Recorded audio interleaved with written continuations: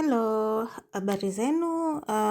So I'm going to record this video kama nilivyotoa hadi kuelekeza namna ya kusoma faida, a new video, especially when you have to pools ambazo na deal nazo. So kiangalia hapa kwenye wallet yetu sasa hivi kuna ink pool hii hapa na kuna hii arena pool. Sawa? Na zote ni miaka mitatu. So unapo stake asset zako unaweza ukatoa faida yako muda wote, but kila mtu anajua kabisa principal amount inatoka mwisho wa mkataba.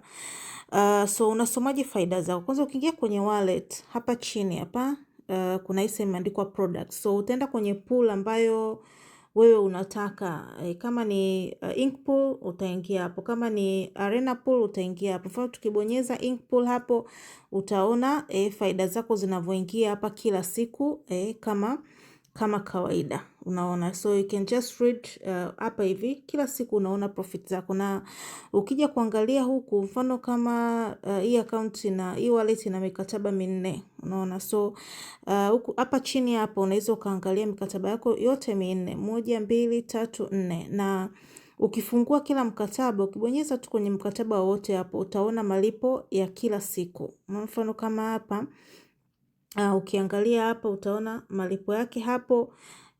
Utaona malipo ya tarehe 20, ya tarehe 19, unaona, na kila siku wanakuambia umepata kiasi gani, fee ni kiasi gani na net ni kiasi gani. So you can check there. Na kila mkataba ukifungua upo hivyo hivyo. So ukija kucheck unaangalia pool yako ipo sawa, faida yako imeingia kama kawaida. Sasa pool ambao tunaitumia sasa ni pool ambao kweli ina manufaa makubwa sana, kwa sababu inatoa dividends ya 8% to 9% net. 8% to 9% net kwa mwezi, which is very good profit.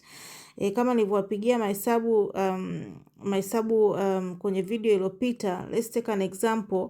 The two people wana mtaji wa milioni 100, okay, but let's take milioni 10. Milioni 10 pool ya kwetu tulikuwa tunatumia awali, ambayo it's okay, unaweza ukastake kama unataka. Inalipa 10.18% kwa sasa, kwa siku times 75%. Ni kama shilingi 13,500 kila siku. Unaosha kwa mwezi unapata ni 4,500. But the same person ambaye ana hisa zenye thamani ya milioni 10 kwa puli ya arena anapata 0.42% times 75%, ambayo ni 31,500 kila siku. Unaona, ukizidisha kwa 30 hapa ni 9,945. So ukiangalia hapa ukigawa kwa 2, yani hata kama ukigawa kwa 2 tayari, yani sababu ile ya awali umepata 4,500, kwa hiyo tayari ni zaidi ya mara 2 ya current ya previous pool tulikuwa nayo. So unaweza ukamaximize profit kwa kustake kwenye hii pool mpya kwa manufaa yako mwenyewe, unaona. So mfano kama ukiangalia hapa hii arena pool, now you just need the same wallet. Unafungua tu arena pool, una open contract kama ulivyokuwa una open kawaida. Mfano kama huu ni mtaji wa shilingi ngapi? $799 approximately hapo. Let's say times 2,000 na mia ngapi? Let's say times 2,050. Milioni 2, just around 2 million, lakini anatengeneza inki 2.28 kila siku, ambao kama una mtaji wa 2 million kwenye ink pool unaweza ukaangalia unatengeneza how much. Kwa hiyo wewe mwenyewe una make an informed decision according to your goals na unapotaka kuelekea. So ukija kuangalia hapa you read the profit the same way. Hapa kwenye unclaimed profits hapa utaona faida yako hapo kila siku itakuwa inaongezeka hapo kulingana na dividend ya siku. Kulingana na dividend ya siku, na kila siku wanakuandikia umelipwa kwa dividend kiasi gani. Unasoma hapa kwenye last cycle earnings, wanakuambia labda dividend ya siku hiyo ni kiasi fulani, na kama imepungua utaona na umepata inki kiasi gani, na hii ni gross amount. Kwa hiyo unatoa 25% ambayo kampuni inachukua kama fee kila siku. Na kila siku ukiwa unapata malipo pia utaona tarehe hapa na muda, na kama umeongeza mikataba utakuwa unaiona inaongezeka hapa.